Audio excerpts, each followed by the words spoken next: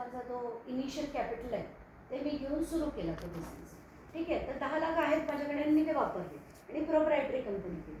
पण समजा मला 1 करोडचा बिझनेस करायचा आहे, पण माझ्याकडे आहेत 10 लाख रुपये, तर मी असंही करू शकेन की 2-3 मित्रमैत्रिणींना घेऊन पार्टनरशिप कंपनी करते.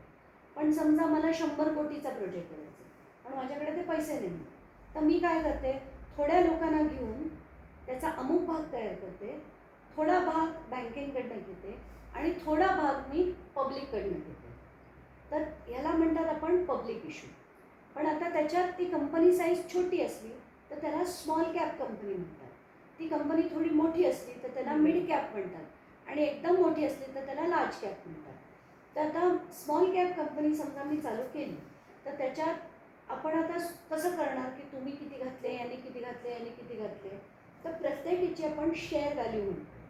तर 10 रुपयाचा शेअर समजा त्याला फेस व्हॅल्यू म्हटलं जातं, फेस व्हॅल्यू.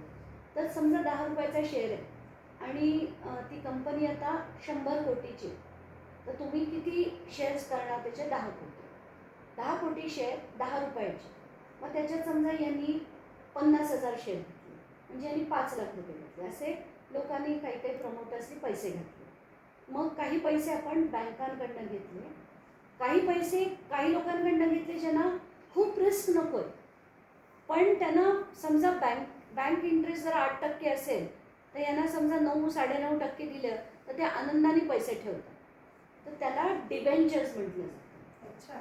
हां, तर ते कंपनी डिबेंचर्स देते आणि त्याच्यापेक्षाही म्हणजे जे बाकीचे लोक असतात त्याला मी IPO करते, what is initial public offering.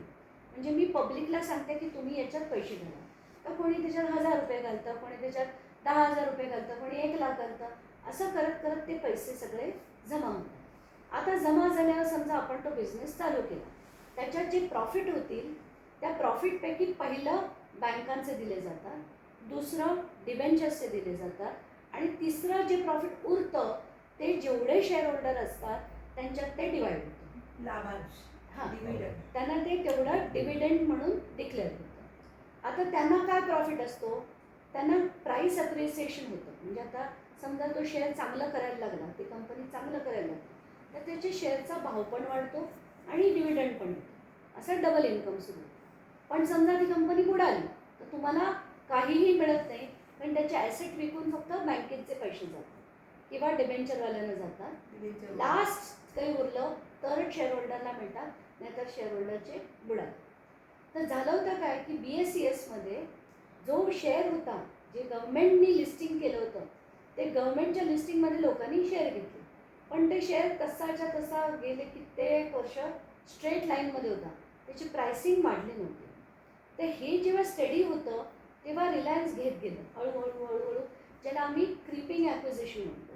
त्यांनी ते क्रीपिंग ॲक्विजिशन खूप वेळ केलं आणि मग अचानकपणे त्यांनी डिक्लेअर केलं की आता आमच्याकडे BSESचा एवढा भाग, 55% भाग आमच्याकडे आला, आमच्याकडे मेजॉरिटी स्टेक त्याचा आला आहे, आता आम्ही ती कंपनी टेक ओव्हर करतो गव्हर्नमेंटकडून. मग त्याची प्राईस झुमकन वाढली.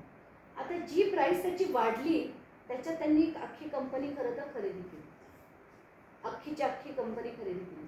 म्हणजे आपल्या पैशाची घातलेल्या वायर्स आहेत, सगळं आहे, इन्फ्रास्ट्रक्चर आहे आणि ते त्यांना सगळं फुकट मिळालं, इन शॉर्ट. पण ते आधी रिलायन्सने घेतलं, मग रिलायन्स नंतर अडाणीने घेतलं आणि आपण आपले पैसे भरतो. हे त्याच्यातली गंमत असते. टाटा आहे, हां, टोयोटा आहे. आता त्यांनी कसं असतं, समजा आता टाटा, समजा एक एरिया आहे तिथे यांच्याकडे टाटाचं कनेक्शन, तुमच्याकडे BSESचं कनेक्शन आहे. आता टाटाने समजा BSESच्या तिथे हे केलं, एका बिल्डिंगमध्ये एकाकडे टाटा एकाकडे BSES आहे, तर टाटाला जी केबल वापरायला लागते जी BSESची आहे तर त्यांना चार्ज द्यायला लागतं, भाडं द्यायला लागतं, त्याला व्हीलिंग चार्जेस म्हणतात. तर ते जर वापरलं तर दिले जातात. आत्ताच्या घटकेला सगळं अडाणीकडे आहे आणि तरी ते व्हीलिंग चार्जेस लावतात, हे लोकांना माहितीच नाही. म्हणून आत्ताच्या घटकेला जी बिल्स अशी सुसाट वाढत चालली आहेत, जी बिल आपली आता नोबडी इज पेइंग एनीबडी, आता सगळं अडाणी करतात. Steel they are charging wheeling charges, which is wrong. स्वतःला स्वतः भाडं घेतोय. येस, स्वतःचं घर आहे मालकीचं घर आहे तरी तो भाडं घेतो. भाडं आता घेतो. एक दुसरं आहे काही मीटर आहे आपण घराचं